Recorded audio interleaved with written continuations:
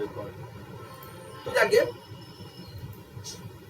তো আমার সামনে কিন্তু 3 রকমের রিয়াকশনস রয়েছে। তো ফাস্ট, মডারেট আর কি স্লো। প্রথমেই আমরা দেখে নিই যে একটা ফাস্ট স্লো রিয়াকশন গুলোকে একটু চোখের দেখা দেখে নিই। স্লো রিয়াকশনের কথা বলতে গেলে তুই কার কথা বলবি? তুই নিশ্চয়ই এর কথা বলবি যে দেখ, একটা লোহার চেয়ার পড়ে রয়েছে আর বিউটেন গ্যাস জ্বলছে। প্রথমেই লোহার চেয়ারটা দেখ, কত সুন্দর একটা রং টং করা রয়েছে, একটা পার্কে একটা লোহার চেয়ার বসানো রয়েছে। কি সুন্দর একটা চেয়ার দেখতে পাচ্ছিস। কিন্তু এই চেয়ারটা প্রথমে দেখে এসেছিলিস, ছোট ছিলিস যখন পার্কে বেড়াতে গেছিলিস। এখন তুই বড় হয়ে গেছিস, কলেজে পড়ছিস, আবার তুই ওই পার্কে গেছিস একদিন, আর সেদিনকার দৃশ্য দেখ, যে সেদিনকার কি হয়েছে তুই দেখ চোখের সামনে। যে এটা আমি দেখাচ্ছি, দুটো রিয়াকশন পাশাপাশি আমি তোকে দেখাচ্ছি। এটা হচ্ছে মডারেট, প্রথমেরটা হচ্ছে খুব slow reaction, lasting of iron. 3টে রিয়াকশন কিন্তু তুই চোখের সামনে দেখতে পাচ্ছিস। একটা হচ্ছে রাস্টিং অফ আয়রন, যেটা কিনা রাস্ট করছে, আর একটা হচ্ছে কম্বাসন অফ বিউটেন, যেটা কিনা বিউটেন মানে এলপিজি গ্যাস জ্বলছে, আর একটা হচ্ছে কি না ফটোসিনথেসিস। তো ভেরি স্লো রিয়াকশনের মধ্যে এটাই হচ্ছে ভেরি স্লো রিয়াকশন, যে রাস্টিং অফ আয়রন, যেটা কিনা রাস্ট করছে। আর ইনস্ট্যান্টেনিয়াস রিয়াকশন, গ্যাস জ্বালিয়ে দিলে সঙ্গে সঙ্গে গ্যাসটা জ্বলতে থাকে। আর ফটোসিনথেসিস রিয়াকশন, ঠিক আছে, সময় লাগে বটে, কিন্তু বছর খানেক ধরে, 10 বছর ধরে রাস্ট করার মতো তো ব্যাপার হচ্ছে না। তো আমি তোকে বললাম যেটা, সেটা খুবই পরিষ্কার যে তোর সামনে কিন্তু 3টে রিয়াকশন আমি তোকে দেখালাম। যে 3টে রিয়াকশনের মধ্যে প্রথম রিয়াকশন যেটা ভেরি স্লো রিয়াকশন, বিউটেন সঙ্গে সঙ্গে জ্বলে যায়, আর বাকিটা কিন্তু মডারেট রিয়াকশন। তো ফার্স্ট রিয়াকশন কোনগুলো, দুম ফটাস রিয়াকশন কোনগুলো না আয়নিক রিয়াকশন। আয়নিক রিয়াকশন মানে আমি তোকে একটা এক্সাম্পল দিতে চাইবো, যে এক্সাম্পলের মধ্যে দেখ, আয়নিক রিয়াকশন মানে ধর তুই সিলভার নাইট্রেট তাতে NaCl তুই দিলি, তাহলে এখান থেকে AgCl এর প্রেসিপিটেট করছে প্লাস NaNO3 হলো। এই রিয়াকশনটা কিন্তু ভীষণই ফাস্ট রিয়াকশন। সিলভার নাইট্রেটের মধ্যে তুমি যদি NaCl দাও, তাহলে সঙ্গে সঙ্গে AgCl তৈরি হয়ে যাবে, খুব তাড়াতাড়ি, খুব ফাস্ট, ভেরি ফাস্ট এগুলো তৈরি হবে। কারণ এটা আয়নিক রিয়াকশন, কারণ সিলভার নাইট্রেটে কি আছে Ag প্লাস NO3 মাইনাস, আর সোডিয়াম ক্লোরাইডে কি আছে Na প্লাস Cl মাইনাস। তো সোডিয়াম ক্লোরাইড এটা Ag প্লাস খুব ফটাক্সে Cl মাইনাসের সাথে জুড়বে, সোডিয়াম NO3 মাইনাসের সাথে জুড়বে, এবং খুব সহজেই কিন্তু NaNO3 এবং AgCl এগুলো তৈরি হবে। তো আমরা যেটা দেখতে পেলাম যে খুবই ফাস্ট রিয়াকশন, যেটা সেই রিয়াকশনের কথা আমি তোকে বললাম, যে আয়নিক রিয়াকশন সেগুলো fast inorganic reaction. Neutralisation reaction মানে কি রকম না, নিউট্রালাইজেশন রিয়াকশন মানে অ্যাসিড বেস টাইপের reaction. Neutralisation reaction sodium hydroxide আর HCl রিয়াকশন করছে, এখানে NaCl আর জল হচ্ছে। তো পরিষ্কার এই রিয়াকশনকে কি বলে, নিউট্রালাইজেশন রিয়াকশন। এই রিয়াকশনও ভেরি ফাস্ট, খুব তাড়াতাড়ি কিন্তু এই রিয়াকশনও হতে থাকে। তো আমরা বুঝতে পারছি যে আয়নিক রিয়াকশন এবং নিউট্রালাইজেশন রিয়াকশন, এই রিয়াকশন গুলো কিন্তু ভেরি ফাস্ট রিয়াকশন।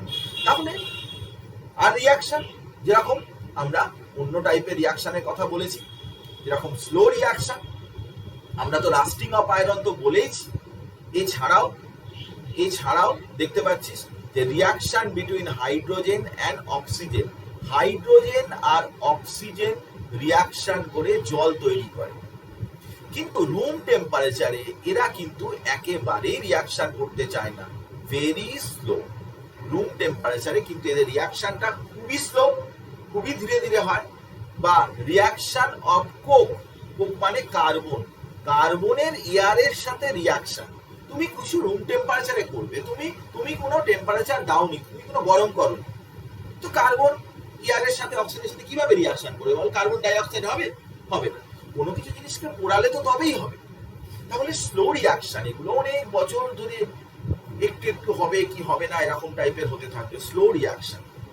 কিন্তু এই ধরনের রিয়াকশন মডারেট রিয়াকশন। কি না, কোভ্যালেন্ট কম্পাউন্ড তৈরি হচ্ছে বা অর্গানিক রিয়াকশন, অ্যামোনিয়া ভেঙে নাইট্রোজেন হাইড্রোজেন দিচ্ছে, কিংবা organic reaction, most of the organic reaction, most of the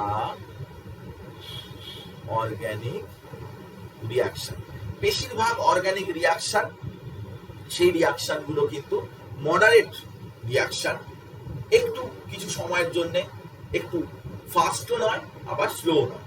তাহলে আমরা এতক্ষণ ধরে কি পড়লাম? আমরা প্রথম পড়লাম যে থার্মোডাইনামিক্স অ্যালাউ করলে তবেই কাইনেটিক্স এর বিষয় আসছে। তো আমরা রিয়াকশনের রেটটাকে স্টাডি করব। রিয়াকশন কিন্তু তিন রকমের, ভেরি স্লো রিয়াকশন হতে পারে, ভেরি ফাস্ট রিয়াকশন হতে পারে, মডারেট রিয়াকশন হতে পারে। তো মোস্টলি আমরা মডারেট রিয়াকশন মানে এই ধরনের রিয়াকশন, অর্গানিক রিয়াকশন বা ইনঅর্গানিকের কিছু কিছু রিয়াকশন আছে যেগুলো কিনা কম্পারেটিভলি স্লো রিয়াকশন, এই রিয়াকশন গুলোকেই আমরা স্টাডি করব। তাহলে আমাদের কথাটা নিশ্চয়ই বুঝতে পেরেছি যে আমরা কি বলতে চাইলাম। এবারে দেখ যে আমরা জানতে চাই যে রেট অফ দ্য রিয়াকশন ব্যাপারটা কি। রেট অফ দ্য রিয়াকশন এই ব্যাপারটা বুঝতে হবে। কিন্তু আমরা কেমিক্যাল কাইনেটিক্স এই চ্যাপ্টারটা না, তাহলে কেমিক্যাল কাইনেটিক্সে আমরা কি অ্যাকচুয়ালি পড়ি?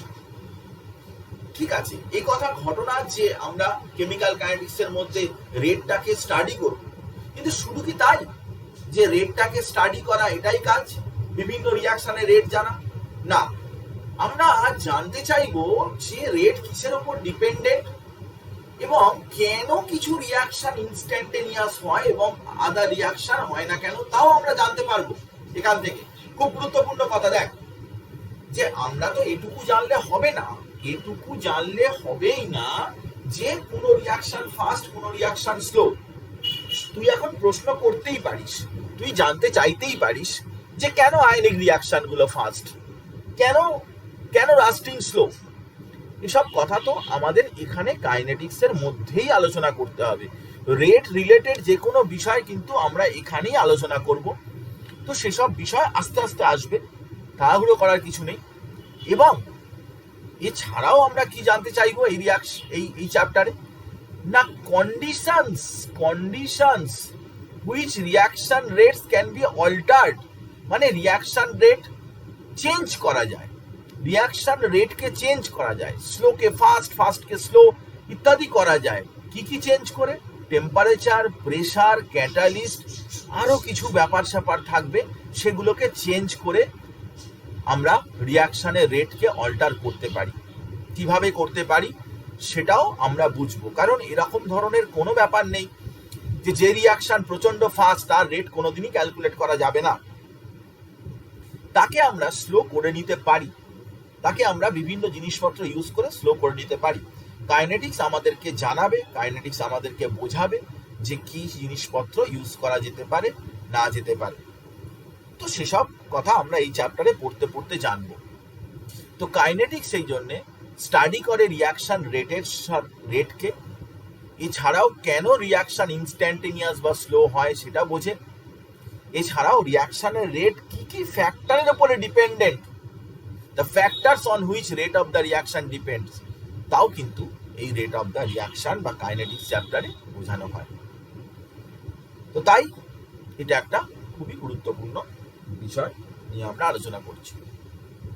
এবার চল আমরা দেখে নিই যে রেট অফ দ্য রিয়াকশন বলতে কি বোঝায়, রেট অফ দ্য রিয়াকশনের ডেফিনেশনটা কি। তো দেখ, আমরা রেট অফ দ্য রিয়াকশন বলতে কি বুঝি ভালো করে তুই শোন, তারপরে আমি জিনিসটাকে বোঝাবো। আগে তুই ডেফিনেশনটা দেখ, তারপরে আমি ডেফিনেশনের মধ্যে প্রত্যেকটা পার্টগুলো নিয়ে কিন্তু আমি বলবো, সবই বুঝিয়ে দেবো। কি বলা আছে, কি বলা আছে? The rate of change of concentration. Concentration কথাটার মানে হচ্ছে কি না molarity, mole per litre. Concentration of any species taking part in a chemical reaction with respect to time. টাইমের সাথে কনসেন্ট্রেশন কতটা অ্যামাউন্ট ছিল, কতটা অ্যামাউন্ট পরিবর্তন হচ্ছে, চেঞ্জ হচ্ছে, তাকে বলে rate of the reaction. Rate of change of concentration of any species. একটা রিয়াকশনে রিয়াক্ট্যান্ট আছে, প্রোডাক্ট আছে, এনি স্পিসিস মানে রিয়াক্ট্যান্ট প্রোডাক্টই বোঝাবে। তো সময়ের সাথে সাথে কতটা কনসেন্ট্রেশন চেঞ্জ হচ্ছে, তার আগে কত কনসেন্ট্রেশন ছিল, মোল পার লিটার কত ছিল, পরে তার মোল পার লিটার কত, এই যে চেঞ্জটা ডিভাইডেড বাই টাইমের চেঞ্জ, তাকেই আমরা বলবো রেট। খুব সিম্পল ওয়েতে যদি আমি তোকে বলি, খুব ইজি ওয়েতে যদি আমি তোকে বলি, তাহলে আমি এইভাবে বলবো যে রেটটা প্রথমে ধর, আমি আরো বোঝাচ্ছি, প্রথমে ধর এ থেকে বি যাচ্ছে, এর কনসেন্ট্রেশনটা প্রথমে C1 ছিল, T1 টাইমে, T2 টাইমে C2। তো রেট কি হবে না এই চেঞ্জ ইন কনসেন্ট্রেশন মানে C2 minus C1 divided by T2 minus T1। কিন্তু তার আগে একটা মাইনাস থাকবে, কেন থাকবে না থাকবে আমি সবগুলোই বলছি, কিন্তু তুই প্রথম কথা এটা মনে রাখ যে change in concentration by change in time. Rate সবসময় এইটা হবে, উপরে থাকবে change in concentration by change in time. Time কতটা চেঞ্জ হয়েছে, কত কনসেন্ট্রেশনে চেঞ্জ হয়েছে, সেটাকেই বলে রেট। তো আমি সেটা নিয়ে ডিটেলে তোকে আসছি, আগে শোন সেই ব্যাপারটা কি বলতে চাইছি। The rate of change of concentration of any species taking part in a chemical reaction with respect to time is known as rate of the reaction. তো rate of the reaction তার ডেফিনেশন কি সেটা আমি তোকে বললাম। Definition তো একটা তৈরি করে রাখতেই হবে, পরীক্ষায় তো লিখতে দেয়। So rate of change of concentration of any species taking part in a chemical reaction, chemical reaction হতে হবে না, with respect to time is known as rate of the reaction. এবারে শোন, আমার কথাটা বোঝার চেষ্টা কর। সেটা কি না, একটা যখন রিয়াকশন হয়, সেই রিয়াকশনে কি হয়, রিয়াক্ট্যান্ট প্রথমে বেশি থাকে। দেখ তুই তো কথাটা আমার বোঝার চেষ্টা কর যে তুই এ থেকে বি তৈরি করছিস, এটা ধর এ, এদিকে ধর বি তৈরি হচ্ছে, তাহলে এ থেকে বি তৈরি হবে। তো এ তো প্রথমে বেশি থাকবে না, এটা তো তুই নিয়েছিস, তো এটা যখন তুই নিয়েছিস ওটার তো অ্যামাউন্টটা তো ইনিশিয়ালি হাই থাকবেই, প্রোডাক্ট তখন কিছু নেই, তো কনসেন্ট্রেশন তার মানে রিয়াক্ট্যান্টের বেশি। আমি তোকে ব্যাপারটা বলছি, তুই দেখ যে রিয়াক্ট্যান্ট আস্তে আস্তে তার অ্যামাউন্টটা কমতে থাকবে এবং প্রোডাক্টের অ্যামাউন্টটা বাড়তে থাকবে। দেখ কমন সেন্সের ব্যাপার, এটার মধ্যে আহামরি কিছু কঠিন ব্যাপার নেই। তুই একটা বিয়ে বাড়িতে খেতে গেছিস, বিয়ে বাড়িতে যারা ক্যাটারার্স খাবার দাবার রান্না করেছে তাদের পরিমাণটা কমতে থাকবে, লোকে খেতে থাকবে, লোকের পেটের মধ্যে খাবার দাবারগুলো ঢুকতে থাকবে, সিম্পল ব্যাপার। তো টাইম যত যাচ্ছে তত কি হচ্ছে, ঘড়ির কাঁটা যত ঘুরছে তত কি হচ্ছে, একদম ইজি করে বোঝার চেষ্টা কর, একদম জটিল ব্যাপার মধ্যে যাবই না আমরা।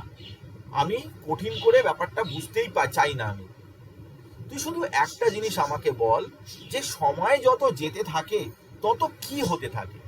রিয়াক্ট্যান্টের পরিমাণটা কমতে থাকে, প্রোডাক্টের পরিমাণটা বাড়তে থাকে, এটাই তো ঘটনা। সিম্পল ব্যাপার। যে রিয়াক্ট্যান্ট আস্তে আস্তে সেটা তো অনেক বেশি পরিমাণে ছিল, এই পর্যন্ত ছিল, তার অ্যামাউন্টটা কমে যাবে, কারণ রিয়াক্ট্যান্ট গুলোই তো প্রোডাক্টের দিকে যাবে, তার অ্যামাউন্টটা বাড়বে। সে তো প্রথমে জিরো ছিল, কিছু ছিল না, তার পরিমাণটা বাড়ছে কেন? কারণ রিয়াক্ট্যান্ট থেকেই প্রোডাক্টটা তৈরি হচ্ছে। তো খুব ইজি ব্যাপার যে আমরা যখন কোনো একটা রিয়াকশনের দিকে তাকাই তখন রিয়াক্ট্যান্টের কনসেন্ট্রেশনটা টাইম টু টাইম ডিক্রিজ করতে থাকে এবং প্রোডাক্টের কনসেন্ট্রেশনটা আস্তে আস্তে বাড়তে থাকে যত সময় যেতে থাকে। এটাই হবে যে রিয়াক্ট্যান্টের অ্যামাউন্টটা কমবে এবং প্রোডাক্টের অ্যামাউন্টটা ওই একই সময় কি হবে, বাড়তে থাকবে। তো এখন আমাদেরকে ধর এ থেকে বি এর দিকে যাচ্ছে, 1 মোল তুই এ নিয়েছিস, তো তার থেকে বি তৈরি হচ্ছে, ভলিউমটা একই রয়েছে। তো প্রথমে কনসেন্ট্রেশন অফ এ অনেক বেশি আছে, বি নেই, বি একদমই নেই, ম্যাক্সিমাম আছে এ, বি জিরো, বি কিছু নেই, জিরো থাকবে। কি করব আমি? রিয়াকশন শুরুই হয়নি তো, আরে শুরু হবে, এবার শুরু হয়ে গেছে, তাহলে এ কমে যাচ্ছে, বি বেড়ে যাচ্ছে, কনসেন্ট্রেশন ইনক্রিজ করছে বি এর কনসেন্ট্রেশনটা ডিক্রিজ করছে। এই হচ্ছে ঘটনা। এটুকু প্রথমে বুঝতে হবে। দেখ, এটা যে কেউ বাচ্চারা বুঝতে পারে, যে না বোঝার মতো এখানে কিছু ব্যাপার নেই।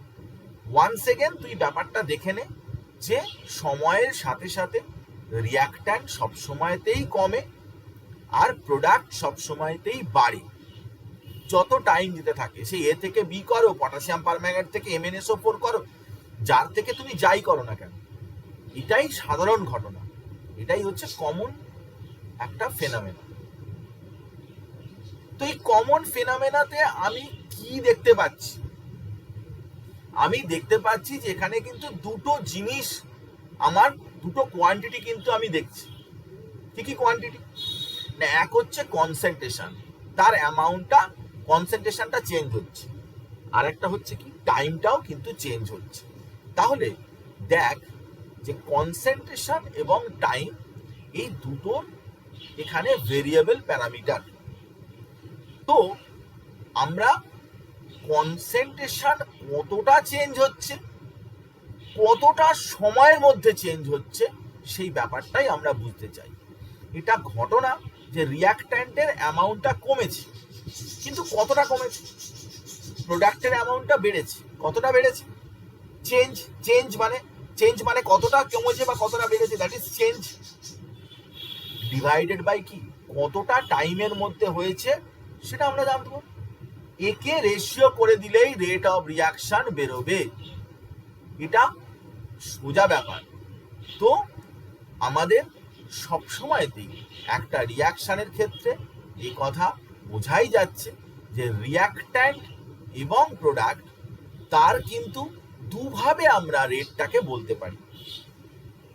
একটা হচ্ছে কি, সময়ের সাথে কতটা রিয়াক্ট্যান্ট কমে যাচ্ছে, সময়ের সাথে কতটা রিয়াক্ট্যান্ট ডিক্রিজ কমছে, রেট অফ ডিক্রিজ কতটা সময়ের সাথে কমছে, এভাবেও তুমি বলতে পারো।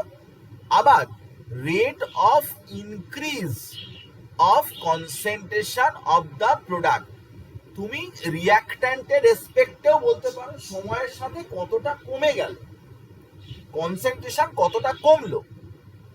আবার প্রোডাক্টের রেসপেক্টে যদি কেউ বলে সময়ের সাথে কনসেন্ট্রেশন কতটা বাড়লো, কারণ এই কমাটা এবং বাড়াটা সমান হবে। ক্যাটারার্সের লোকেরা খাবার দাবার রান্না করেছে, ওদের যতটা কমে গেল ততটাই লোকে খেয়েছে, তা রিয়াক্ট্যান্ট যতটা কমলো প্রোডাক্ট তো ততটাই বাড়লো, কারণ কনজারভেশন অফ মাস ক্রিয়েট করা যায় না, ডিস্ট্রয় করা যায় না, তো রিয়াক্ট্যান্ট থেকেই তো প্রোডাক্টে যাচ্ছে। তো naturally rate of decrease of concentration of reactant এভাবেও তুমি রিয়াকশনটাকে বোঝাতে পারো, বা rate of increase of concentration of product এভাবেও তুমি রিয়াকশনের রেটটাকে বলতে পারো। তো তার মানে রিয়াক্ট্যান্টের রেসপেক্টে অথবা প্রোডাক্টের রেসপেক্টে দুভাবেই তুমি রেটটাকে বলতে পারো। এখন দেখ যে আমরা এই রেটটা যখন বলতে যাব তখন রিয়াক্ট্যান্টের রেসপেক্টেও আমরা বলছি এবং প্রোডাক্টের রেসপেক্টেও বলছি। ধরা যাক আমরা ধরে নিচ্ছি যে টাইম যখন t1 কথাটা বোঝ, তখন এ থেকে ধর এই রিয়াকশনটা এ থেকে বি হচ্ছে, তো তখন এর কনসেন্ট্রেশন A1, বি হয়তো কিছু শুরুর থেকেই ছিল। আমি এখন ধরে নিচ্ছি যে প্রোডাক্ট এমন সময় আমি আর কি এটা চিন্তা ভাবনা করতে শুরু করেছি রেট মাপবো, তখন এমনিতেই কিছুটা বি তৈরি হয়ে গেছে। তাহলে t1 টাইমে বি কিছুটা আছে b1, টাইমটা খানিকটা পার হয়ে গেছে t2 টাইম, তখন এ কতটা আছে a2, আর বি কতটা, বি ওখানে b2 পরিমাণ রয়েছে। তাহলে কতটা এর কনসেন্ট্রেশন কমেছে দেখ, পরে হয়েছে কত a2, আগে ছিল কত a1।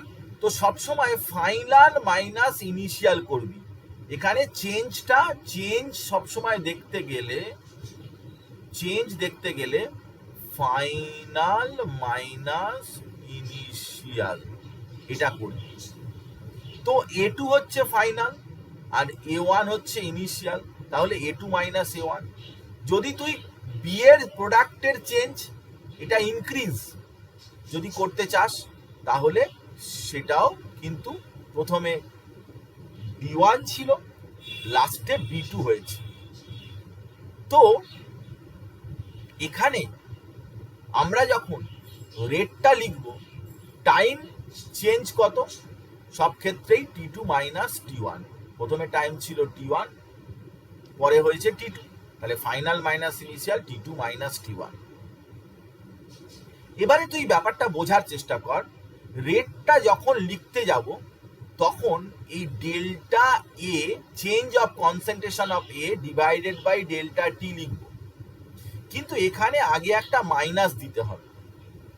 কেন না, এই ডেল্টা এর মধ্যে একটা মাইনাস রয়েছে, কারণ a2 এর ভ্যালুটা কি কম, a1 এর ভ্যালুটা বেশি। a2 কিন্তু এর চাইতে a1 বেশি, তাহলে a2 মাইনাস a1 করলে এখানে ডেল্টা এর মধ্যে কিন্তু একটা নেগেটিভ সাইন থেকে যাচ্ছে। নেগেটিভ সাইন, রেট কখনো নেগেটিভ হতে পারে না, এই বাইরে আর একটা নেগেটিভ সাইন দেওয়া যা থাকলে তবেই কিন্তু এই রেটটা কিন্তু ঠিকঠাক বোঝাবে যে পজিটিভ হবে। কিন্তু প্রোডাক্টের ক্ষেত্রে এখানে নেগেটিভ দেওয়ার দরকার নেই, প্রোডাক্টের ক্ষেত্রে নেগেটিভ দেওয়ার কোনো প্রয়োজন নেই। প্রোডাক্টের ক্ষেত্রে একদমই কিন্তু প্রোডাক্টের ক্ষেত্রে পজিটিভই থাকবে, কারণ b2 কিন্তু গ্রেটার দ্যান b1। প্রোডাক্ট তো পরে বাড়ছে, প্রোডাক্ট তো কমছে না, প্রোডাক্ট তো বেড়ে যাচ্ছে, তো সেই জন্যে এখানে b2 গ্রেটার দ্যান b1, এখানে b2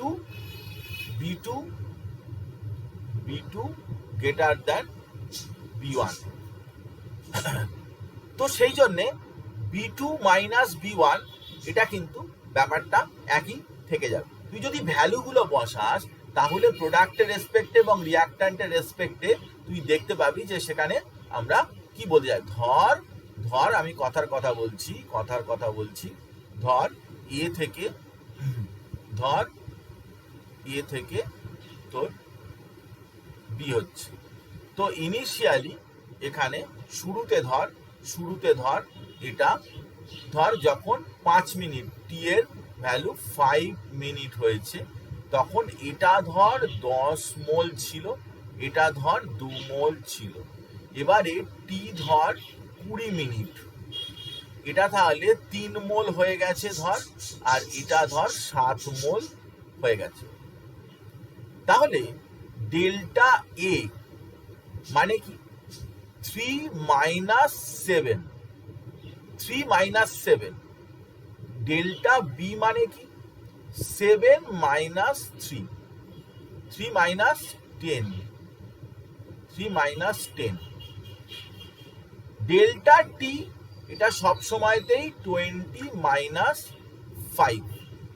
তাহলে রেটটা যখন আমি লিখতে যাব ডেল্টা এ বাই ডেল্টা টি যদি করি তাহলে 3 মাইনাস 10 বাই 20 মাইনাস 5, কিন্তু এর মধ্যে একটা নেগেটিভ সাইন চলে আসছে, সেই জন্য আগে একটা নেগেটিভ বসাতে হবে। কিন্তু প্রোডাক্টের রেসপেক্টে যখন করতে যাবি 7 মাইনাস 3 বাই 20 মাইনাস 5, এটা তো পজিটিভই আছে, এটা তো পজিটিভই আছে, তাই তার বাইরে এখানে নেগেটিভ বসানোর কোনো দরকার নেই। তো প্রোডাক্টের রেসপেক্টে যখন করতে যাবি তখন একরকম, আর রিয়াক্ট্যান্টের রেসপেক্টে যখন করতে যাবি তখন একরকম। রিয়াক্ট্যান্টের রেসপেক্টে যখনই করতে যাবি তখনই একটা নেগেটিভ সাইন বসাতে হবে। ব্যাপারটা কি মাথায় ঢুকেছে? ব্যাপারটা কি তুই বুঝতে পেরেছিস? ব্যাপারটা মাথায় ঢুকেছে? এইখানে দেখলেই তুই বুঝতে পারবি যে আমি কি বলতে চাইছি, যে সব সময়তেই রেটটা রিয়াক্ট্যান্টের রেসপেক্টে যখনই তুই করতে যাবি, রেটটা রিয়াক্ট্যান্টের রেসপেক্টে যখনই তুই করতে যাবি তখনই কিন্তু একটা নেগেটিভ সাইন তোকে দিতে হবে, নেগেটিভ সাইনটা কিন্তু ওখানে রাখতে হবে, এই যে নেগেটিভ সাইনটা। আরেকবার বলছি কথাটা তুই শোন, যে রেট রিয়াক্ট্যান্টের রেসপেক্টে নেগেটিভ থাকবে minus of delta A by delta T, কিন্তু প্রোডাক্টের রেসপেক্টে পজিটিভ থাকবে। এটাই ঘটনা, কারণ রিয়াক্ট্যান্ট সবসময় টাইমের সাথে কমে যায়, রিয়াক্ট্যান্টটা টাইমের সাথে কমে যায়। আজকে দেখ রিয়াক্ট্যান্ট থেকে প্রোডাক্ট হচ্ছে, তাহলে আমাদের রেটটা সবসময় আমরা কি লিখবো না del C by del T, মানে change in concentration by change in time, এটাই লিখবো, এটাই লিখেছি সব জায়গায়। তো এটা লেখার সাথে কি সম্পর্ক? কনসেন্ট্রেশনটা আর চেঞ্জ ইন টাইম যদি আমাকে বের করতে হয় তাহলে রিয়াক্ট্যান্টের রেসপেক্টে যখন আমি করতে যাব, রিয়াক্ট্যান্টের রেসপেক্টে যখন করতে যাব, দেখ রিয়াক্ট্যান্টের অ্যামাউন্টটা আস্তে আস্তে কমছে। গ্রাফটা কিরকম হয়েছে? গ্রাফটা দেখ কনসেন্ট্রেশন আগে যত ছিল আস্তে আস্তে কিন্তু কনসেন্ট্রেশনটা রিয়াক্ট্যান্টের কমে যাচ্ছে, টাইমের সাথে রিয়াক্ট্যান্টটা কমে আসছে। রিয়াক্ট্যান্ট প্রথমে যা ছিল আস্তে আস্তে কমছে, তো রিয়াক্ট্যান্ট প্রথমে যা ছিল আস্তে আস্তে কমছে। তাহলে T1 টাইমে দেখ R1 এবং T2 টাইমে ধর R2। তাহলে যদি এরকমটা হয় তাহলে T2 কিন্তু গ্রেটার দ্যান T1, কিন্তু আমি যে কথাটা বারবার বলছি যে R2 কিন্তু দেখ R2 কিন্তু লেস দ্যান R1, তার মানে বোঝাই যাচ্ছে যে R2 মাইনাস R1 যদি তুই করিস তাহলে একটা নেগেটিভ সাইন কিন্তু ওখানে ঢুকে যাবে। তো সব মিলিয়ে যেটা দাঁড়ালো সেটা হচ্ছে যে রিয়াক্ট্যান্টের রেসপেক্টে করতে গেলে তোকে কিন্তু একটা নেগেটিভ সাইন চলে আসছে। আমি বারবার তোকে বলছি যে তুই যদি এখান থেকে রেটটা লিখতে চাস তাহলে ডেল্টা R2 মাইনাস R1 করতে হবে, কিন্তু এর মধ্যে একটা নেগেটিভ সাইন চলে আসছে, T2 মাইনাস T1টা ঠিকই রয়েছে। তো তখন রেটটা কি হবে? রেটটা হবে change in concentration, decrease in concentration by change in time, এটা লিখবি। কিন্তু এই নেগেটিভ সাইনটা কিন্তু তোকে একটা পুট করতে হবে। বারবার নানান রকম কথাবার্তায় বলছি যে এই নেগেটিভ সাইনটা কিন্তু পুট করতে হবে, কিন্তু যেটা প্রোডাক্টের রেসপেক্টে তুই যখন লিখতে যাবি তখন কিন্তু এই নেগেটিভ সাইনের কোনো দরকার নেই, কারণ প্রোডাক্টের রেসপেক্টে যখন করছিস প্রোডাক্টের অ্যামাউন্টটা তো বাড়ছে, তো R2 মাইনাস R1 এখানে যখন প্রোডাক্টের T1 টাইমে প্রোডাক্ট হয়তো P1, T2 টাইমে প্রোডাক্ট P2, গ্রাফটা উল্টো হয়ে গেছে। দেখ গ্রাফটা উল্টো হয়ে গেছে কারণ প্রোডাক্টটা আস্তে আস্তে বাড়ছে, টাইমের সাথে প্রোডাক্টটা বাড়ছে, টাইমের সাথে প্রোডাক্টটা ইনক্রিজ করছে। তার রেটটা যখন লিখতে যাবো কিভাবে লিখবো? ইজি ব্যাপার, এখানে কিন্তু একই ব্যাপার যে P2 গ্রেটার দ্যান P1, কিন্তু T2 আবার গ্রেটার দ্যান T1, তাহলে P2 মাইনাস P1 আর এটা T2 মাইনাস T1। এবারে তুই রেটটা লেখ, আরামসে লেখ। Increase in concentration increase in concentration divided by increase in concentration divided by change in time. তো তার মানে রিয়াক্ট্যান্টের রেসপেক্টে এবং প্রোডাক্টের রেসপেক্টে রেটটা একই রকমের হবে। রিয়াক্ট্যান্টের রেসপেক্টেও যা রেটটা হবে, প্রোডাক্টের রেসপেক্টেও তাই হবে।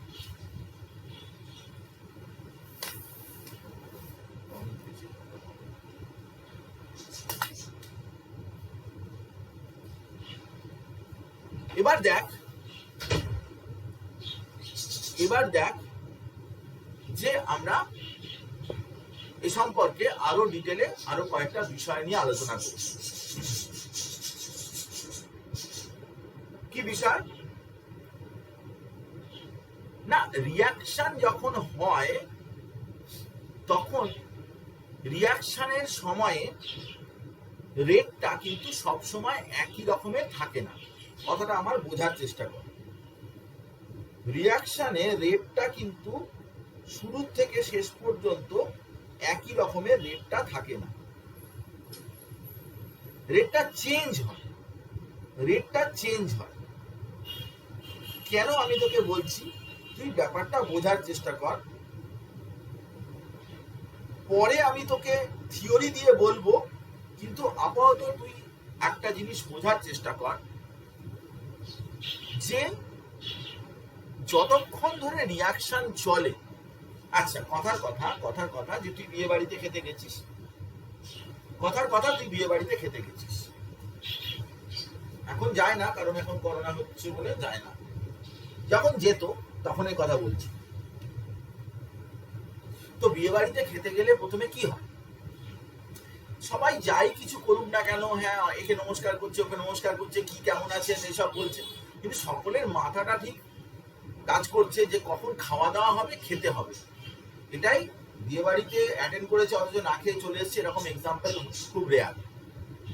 তো এরকম হয় না। তো এবারে খেতে বসেছে, খাওয়া দাওয়া শুরু হবে। তো ইনিশিয়ালি কিন্তু খাওয়ার রেটটা কিন্তু ভেরি ফাস্ট।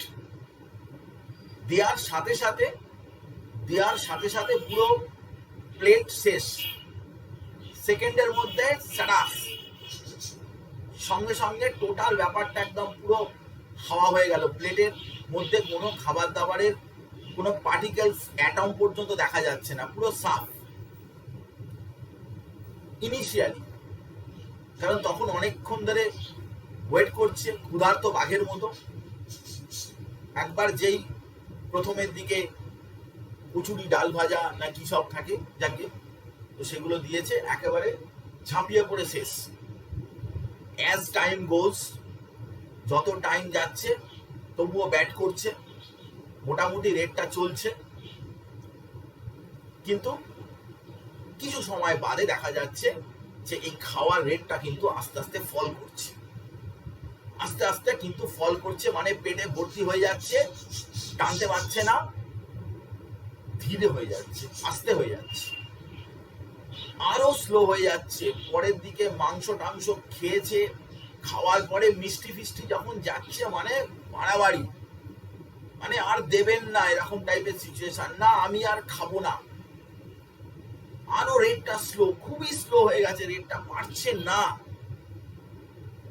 তার মধ্যে আইসক্রিম বসিয়ে দিয়ে চলে গেল। আইসক্রিমটা মানে একেবারে রিয়াকশনের রেটটা মানে একেবারে জিরোর কাছাকাছি, মানে রিয়াকশনটা চালাতেই পারছে না। আইসক্রিম হাতে নিয়ে উঠে যাচ্ছে, যাতে পেটটা একটু নাড়াচাড়া করলে যাতে করে খেতে পারে। তো আইসক্রিমের জন্য কোনো জায়গা নেই, জাস্ট রিয়াকশন রেটটা একেবারে জিরোর কাছাকাছি। তো এটা একটা থিওরির কথা, কিন্তু আমি তোকে একটা এমনি সিম্পল একটা এক্সাম্পল দিলাম, কারণ থিওরিটা এক্ষুনি আমি বিষয়টা নিয়ে পরে বলছি। তো রিয়াকশনের ক্ষেত্রে কি হয় কথাটা বোঝার চেষ্টা কর। একটা রিয়াকশন যখন হয় তখন রিয়াকশনে দেখা যায় যে রিয়াকশানে ধর এটা একটা কন্টেনার, এটা একটা কন্টেনার, এর মধ্যে অনেক মলিকিউল আছে, তারা রিয়াক্ট্যান্ট। তো রিয়াক্ট্যান্টটা যাবে কোথায় না প্রোডাক্ট। কিন্তু রিয়াক্ট্যান্ট প্রোডাক্টে যাওয়ার জন্য কি দরকার না কোলিশন। কোলিশন মানে ধাক্কা ধাক্কি, এই মলিকিউল গুলো নিজেদের মধ্যে ধাক্কা ধাক্কি করবে। মলিকিউল গুলো না ধাক্কা ধাক্কি করলে রিয়াকশন হবে না। রিয়াকশন হতে গেলে প্রত্যেকটা মলিকিউল ধাক্কা ধাক্কি করতে হবে। তো একটা জিনিস তুই বোঝার চেষ্টা কর যে ইনিশিয়ালি শুরুতে তো এখানে রিয়াক্ট্যান্টটা নিয়েছি, তাই শুরুতে কিন্তু এখানে প্রচুর মলিকিউল আছে, এখানে লার্জ নাম্বার অফ রিয়াক্ট্যান্ট রয়েছে, প্রচুর রিয়াক্ট্যান্ট রয়েছে, তাই ধাক্কাধাক্কিটাও বেশি, কোলিশনটাও বেশি। শুরুতে কোলিশনটা অনেকই বেশি, কারণ সেখানে প্রচুর মলিকিউল আছে। বাট অ্যাজ টাইম গোজ, যত সময় যাচ্ছে তত কি হচ্ছে, রিয়াক্ট্যান্টের অ্যামাউন্টটা কমছে, তাই ধাক্কাধাক্কিটাও কমে যাচ্ছে, কারণ মলিকিউল গুলো দূরে দূরে থেকে যাচ্ছে। একটা ভিড় বাসে বেশি ধাক্কাধাক্কি হবে নাকি ফাঁকা বাসে বেশি ধাক্কাধাক্কি হবে? কমন সেন্সের ব্যাপার। ভিড় বাসেই বেশি লোকজন আছে, ধাক্কাধাক্কি বেশি হবে। তো যেখানে রিয়াক্ট্যান্ট যখন শুরুতে অনেক বেশি ছিল, তখন কিন্তু rate of the reaction, rate of ধাক্কাধাক্কি ভেরি ভেরি হাই। তাই রিয়াকশন রেটটা ইনিশিয়ালি কিন্তু খুব বেশি ছিল। যত সময় গেছে তত কি হয়েছে, রেট অফ ধাক্কাধাক্কি ডিক্রিজ করেছে, মানে রেট অফ রিয়াকশন ডিক্রিজ করেছে। ফলে রিয়াকশনের ধাক্কাধাক্কি কমে যাওয়া মানে রেটটাও কমে যাওয়া। তো সেখান থেকে আমরা দেখছি যে শুরুতে কিন্তু এর পরিমাণ অনেক বেশি ছিল, অনেক বেশি ছিল, আস্তে আস্তে এর পরিমাণটা কমেছে কমেছে কমেছে। বি কিন্তু শুরুতে ছিলই না, জিরো, বেড়েছে বেড়েছে বেড়েছে বেড়েছে। তাহলে রিয়াক্ট্যান্ট যেহেতু কমে যাচ্ছে, তাই রিয়াকশন করার ক্ষমতাও কিন্তু তার কমে যাচ্ছে, রেট অফ দ্য রিয়াকশন ফল করছে। এই কথা বুঝেছিস কি বুঝিসনি? আমি অনেক কথা গল্প গুজব করে আমি তোকে বোঝাবার চেষ্টা করছি যে শুরুতে যা রিয়াকশনের রেট থাকে, তার রিয়াকশনের প্রতি মুহূর্তে কিন্তু রেটটা আস্তে আস্তে ফল করে, রেটটা আস্তে আস্তে কমতে থাকে। এ কথা বুঝেছ? তো এর গ্রিন কালারের যে কার্ভটা আছে সেই কার্ভটা দেখ আস্তে আস্তে নিচের দিকে নেমে এসছে। তো পরিষ্কার বোঝা যাচ্ছে যে রেট অফ দ্য রিয়াকশন সময়ের সাথে ফল করে, টাইমের সাথে ফল করে। তো এখন আমাদের বক্তব্য হচ্ছে যে আমরা তাহলে রেটটা বের করব কিরকম অবস্থায়, কখন?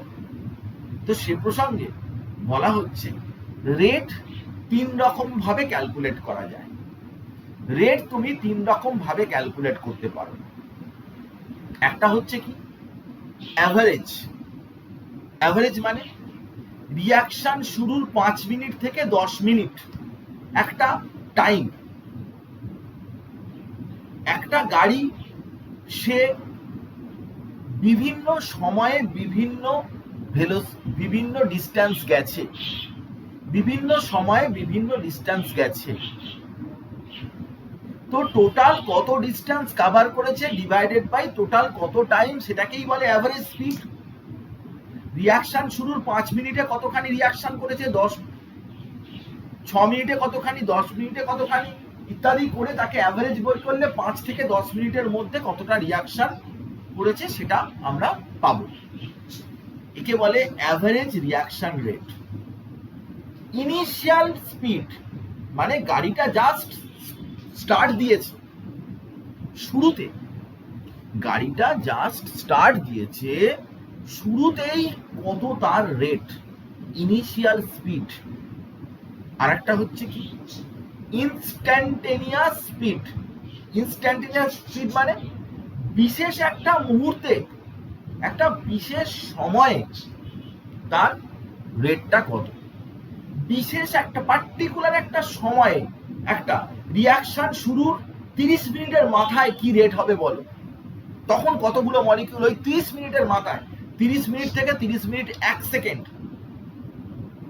একটা ইনস্ট্যান্টেনিয়াস মানে কি একটা পার্টিকুলার একটা ফ্র্যাকশন অফ সেকেন্ডে কতখানি রিয়াকশন করছে। ইনস্ট্যান্টেনিয়াস মানে তাৎক্ষণিক, মানে একটা পার্টিকুলার টাইমে।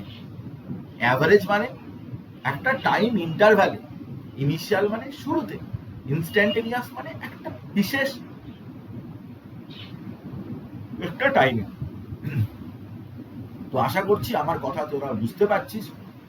আমি ধীরে ধীরে যাচ্ছি, আমাদের এমন কোনো তাড়া নেই, ধীরে ধীরে যাচ্ছি, কিন্তু ব্যাপারটা সব ডিটেলে বোঝাতে বোঝাতে যাচ্ছি যাতে করে তোদের কোনো অসুবিধা না হয়। তো অ্যাভারেজ, ইনিশিয়াল অ্যান্ড ইনস্ট্যান্টেনিয়াস এই 3 রকমের রেট হতে পারে। তো আমরা অ্যাভারেজ মানে কি, অ্যাভারেজ মানে হচ্ছে একটা টাইমের ডিফারেন্স থাকবে, সেখানে একটা কনসেন্ট্রেশনেরও ডিফারেন্স থাকবে, কনসেন্ট্রেশনের ডিফারেন্স থাকবে, একটা টাইমে C1 আর একটা টাইমে C2, তাহলে C2 minus C1 divided by time T2 minus T1 এরকম। ইনিশিয়াল মানে কি একটা ছোট্ট কনসেন্ট্রেশনের চেঞ্জ হবে ডিভাইড বাই ছোট্ট টাইম, যেখানে T প্রায় 0 মানে একেবারে শুরুতে, ইনিশিয়াল, তখন টাইমটা শুরুই হয়নি, জাস্ট রিয়াকশনটা। আর ইনস্ট্যান্টেনিয়াস মানে টাইমের যে গ্যাপটা 10 মিনিট থেকে 15 মিনিট, এটা হচ্ছে অ্যাভারেজ। কিন্তু ধর 15 মিনিট 1 সেকেন্ড থেকে 15 মিনিট 2 সেকেন্ড, তাহলে এই যে ডিফারেন্সটা যেটা, সেই ডিফারেন্সটা কিন্তু limit T tends to 0, limit T tends to 0 মানে ডেল্টা টি এর যে ডিফারেন্স আর কি, সেটা যে টি নয়, ওটা ভুল লেখা রয়েছে, delta T tends to 0, sorry, delta T tends to 0, একটা ছোট্ট কনসেন্ট্রেশনের চেঞ্জ হবে ডিভাইড বাই ছোট্ট টাইমের চেঞ্জ হবে, একে বলে ইনস্ট্যান্টেনিয়াস। আমি তোকে বের করে দেখাবো, সবগুলোই বের করে দেখাবো, কিভাবে বের করা হচ্ছে না বের করা হচ্ছে, সব কথাই বলবো, এরকম কিছু ব্যাপার নেই, কোনো কিছু বাদ দিয়ে যাব। তো রেট, অ্যাভারেজ, ইনিশিয়াল এবং ইনস্ট্যান্টেনিয়াস কি জিনিস আমি তোকে বললাম। তবে আমি তোকে বলছি যে এই সব 3 রকমের রেটের মধ্যে মোস্ট ইউজফুল যেটা, সেটা হচ্ছে কি ইনস্ট্যান্টেনিয়াস। ওটাই কিন্তু সব থেকে বেশি করে আমাদের কাজে লাগবে। ইনস্ট্যান্টেনিয়াস রেটের ব্যাপারটাই আমরা বেশি করে এখানে ইউজ করব। অ্যাভারেজ রিয়াকশন রেটও কাজে লাগে, ইনিশিয়াল রেটটা অত কাজে লাগে না। ইনিশিয়ালি কত রেট ছিল, রিয়াকশন শুরুই হচ্ছে না, একদম শুরুতে, ওটা খুব একটা বেশি কাজে লাগে। ইনস্ট্যান্টেনিয়াসটাই বেশি কাজে লাগে। এবার শোন আমি যেটা বলতে চাইছি, আমি কি বলতে চাইছি না, আমি তোকে পরিষ্কার ভাবে একটা কথা বলতে চাই যে অ্যাভারেজ রিয়াকশন রেট যেটা, সেটার কথা আমি এখন আলোচনা করছি। তুই দেখতে পাচ্ছিস যে পাশাপাশি দুটো কার্ভ আছে। ভালো করে তুই বাঁদিকের কার্ভটা প্রথমে লক্ষ্য কর। বাঁদিকের কার্ভটা হচ্ছে রিঅ্যাক্ট্যান্ট কমছে সেই কার্ভ। তুই আমাকে বল যে আমি যদি একটা T1 টাইমে যদি কার্ভটা দেখি, T1 টাইমে, তখন তার কনসেন্ট্রেশন কত গ্রাফ থেকে পাচ্ছি, কনসেন্ট্রেশন কত A1। আবার T2 একটা টাইম, তখন কনসেন্ট্রেশন কত না A2। তাহলে আমি তো ডেল্টা এও পেয়ে গেলাম, এইটুকু জায়গা আমি আবার মুছে দিয়ে দেখাচ্ছি, এইটুকু জায়গা হচ্ছে ডেল্টা এ আর এইটুকু জায়গা হচ্ছে ডেল্টা টি। তাহলে তুই এই ডেল্টা এ বাই ডেল্টা টি করে আগে একটা মাইনাস বসিয়ে দিলে অ্যাভারেজ রিয়াকশন রেটটা তুই পেয়ে যাবি। সো সিম্পল ব্যাপার, সো ইজি ব্যাপার। তুই আরো একবার দেখ যে আমার কাছে একটা গ্রাফ, আমি তো এক্সপেরিমেন্ট করেই তো রেটটা বের করবো না, এমনি তো আর মনে মনে তো রেটটা বের করার কোনো ব্যাপার নেই। তো ওই গ্রাফেতে T1 টাইমে কত তার কনসেন্ট্রেশন, T2 টাইমে কত তার কনসেন্ট্রেশন, এই ডিফারেন্স থেকে কনসেন্ট্রেশনের চেঞ্জ পেলাম, আর টাইম T2 মাইনাস T1 করেও সেখানে ডেল্টা টি পাওয়া গেল। তো এইটা রেশিও করে তুই পেতে পারিস। ডান দিকের কার্ভটায় চলে আয়। ডান দিকের কার্ভটা কি হয়েছে না, এটাতে বেড়েছে উল্টো দিকে। আমি তো সব কথা তোকে বুঝিয়েছি, এসব আগেই জেনেছিস। প্রোডাক্টের অ্যামাউন্টটা বেড়েছে। তাহলে T1 সময়ে কত ছিল, T1 সময়ে তার কনসেন্ট্রেশন কত ছিল, এটা T2 টাইমে তার কনসেন্ট্রেশন কত ছিল। এখানেও কিন্তু এইটুকু হচ্ছে ডেল্টা বি এবং এইটুকু হচ্ছে ডেল্টা টি। তো করে এখান থেকে তুই কি করতে পারিস, গ্রাফিক্যালি তুই অ্যাভারেজ রিয়াকশন রেটটা বের করতে পারিস T1 T2 এই টাইম ইন্টারভ্যালের মধ্যে। T1 T2 এই টাইম ইন্টারভ্যালের মধ্যে তুই এই গ্রাফের কতটা অ্যাভারেজ রিয়াকশন রেট আর অ্যাভারেজ এটা বের করতে পারিস। কোনো অসুবিধা থাকলে আমাকে জানাবি, এবং আমি শিওর যে কোনো অসুবিধা হচ্ছে না, কারণ আমি এত ক্লিয়ারলি আমি তোকে ছবি দিয়ে বোঝাচ্ছি যে অসুবিধা হওয়ার কথা নয়। তারপরে তো তুই পিডিএফটা পড়বি, পড়লে দেখতে পাবি যে আরো ব্যাপারগুলো কিন্তু তোর সামনে জলের মতো পরিষ্কার হয়ে যাবে, আমি শিওর। তো এবার দেখ, এটা আমরা যদি ভ্যালুটা অ্যাভারেজ রিয়াকশন রেট বেরো করি, তাহলে অ্যাভারেজ রিয়াকশন রেট কিন্তু একটা বিশেষ টাইমে রেটকে বোঝায় না। অ্যাভারেজ রিয়াকশন রেটটা খুবই ফালতু। তুমি একটা টাইম, তো রেট তো সবসময় চেঞ্জ হয়, তো তার অ্যাভারেজ বের করলে সেটা কি খুব একটা ভালো ব্যাপার হবে? রেট প্রতি মুহূর্তে চেঞ্জ হতে পারে। তো অ্যাভারেজ তখনই নেওয়া যায় যখন সবসময় একই কাছাকাছি আছে ভ্যালু, তখন অ্যাভারেজ করা যায়।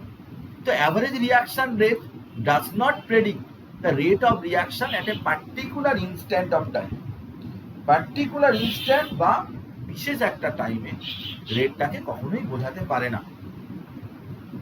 তাহলে উপায় হচ্ছে যে আমরা ইনস্ট্যান্টেনিয়াস রেটটা বের করার চেষ্টা করব। ইনস্ট্যান্টেনিয়াস মানে কি? দেখ, এখন কার্ভটা তুই দেখ, আবার ওই কার্ভটা দেখ। কার্ভটা তুই কি দেখতে পাচ্ছিস বল? কার্ভটায় T1 T2 বলে কোনো দুটো ভ্যালু নিবি না। তুই কি করবি না, একটাই পার্টিকুলার টাইম নিবি, এই যে T বলে টাইম, সেই সময় কোথায় কার্ভে টাচ করছে, সে রিঅ্যাক্ট্যান্টের হোক বা প্রোডাক্ট, ওই T সময়ে আমরা রেটটা বের করার চেষ্টা করব, T টাইম। তো T টাইমে যখন তুই রেটটা বের করার চেষ্টা করবি, তখন তুই দেখতে পাবি যে আমি কোনো ইন্টারভ্যাল অফ টাইম ধরছি না, কোনো ইন্টারভ্যাল অফ টাইম ধরার কোনো ব্যাপার নেই। তো তাহলে আমরা কিভাবে বের করব রেটটা? আমি কিভাবে change of concentration divide by change of time কি করে পাবো? উপায় আছে, আমি তোকে বলছি উপায়টা তুই দেখে নে আর বুঝে নে যে ইনস্ট্যান্টেনিয়াস রেটটা কিভাবে বেরোচ্ছে একটা বিশেষ মুহূর্তে, একটা বিশেষ টাইমে। T1 T2 ধরছি না, টি ধরছি শুধুমাত্র। ওই সময় কি করতে হবে না, ওই যেখানে কার্ভে টাচ করেছে এই যে পয়েন্টে, এই পয়েন্টে কি করতে হবে বা এই পয়েন্টে কি করতে হবে না, ট্যানজেন্ট টানতে হবে, একটা tangent.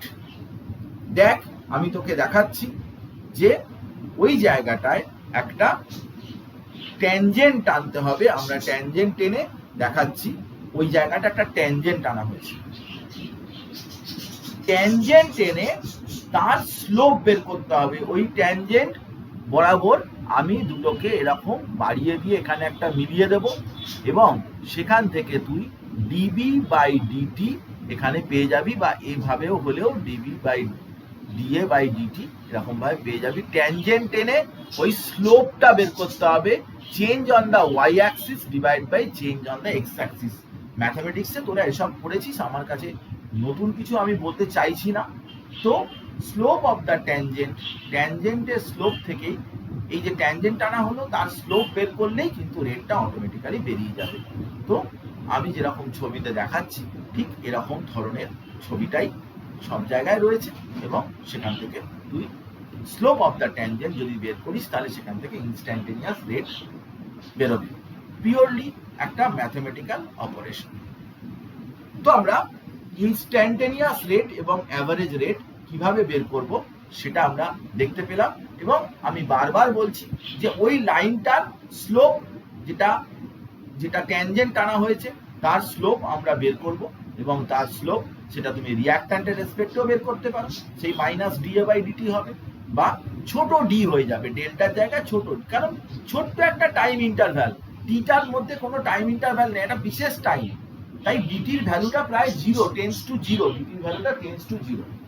Naturally d B by d t এটা করলে কিন্তু এখানে আমরা ইনস্ট্যান্টেনিয়াস রেট আমরা পেয়ে যাব। তো ইনস্ট্যান্টেনিয়াস রেট কি করে পাওয়া যাবে, অ্যাভারেজ রেট কি করে পাওয়া যাবে, সেসব কথা আমি তোকে বললাম। এবার আমাকে 1 মিনিট সময় দিয়ে আমি একটু জল খেয়ে নিই, তারপরে আবার আমরা রেট অফ দ্য রিঅ্যাকশন পড়াচ্ছি। একটু না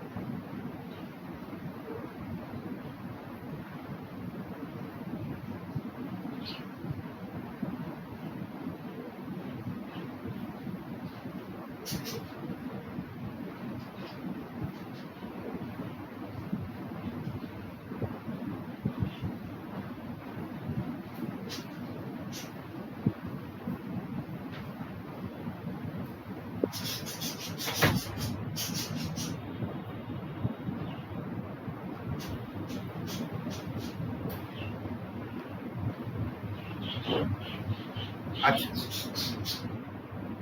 এসে গেছি। তো আমরা রেটটা অ্যাভারেজ ইনস্ট্যান্টেনিয়াস রেট কিভাবে বের করতে হবে সেটা বুঝলাম, কিন্তু এতক্ষণ ধরে আমরা যে রিঅ্যাকশন তোকে দেখাচ্ছি তাতে ব্যালেন্সে কোনো নাম্বার টাম্বার কিছু নেই। মানে সবসময় আমরা বলছি এই কথা যে এ থেকে বি হচ্ছে, এভাবেই বলছি, যে এ থেকে বি হচ্ছে, এভাবেই বলছি, এ থেকে বি হচ্ছে। এখানে কিছু ব্যালেন্সের নাম্বার নেই, এখানে কোনো কিছু কোইফিশিয়েন্ট নেই, স্টয়সিওমেট্রিক কোইফিশিয়েন্ট সেটা নেই। তো স্টয়সিওমেট্রিক কোইফিশিয়েন্ট যদি না থাকে তাহলে তো আমরা বলেছি যে ডেল্টা এ বাই ডিটি বা ডিবি বাই ডিটি এসব করব। কিন্তু এখন আমরা এমন রিয়াকশন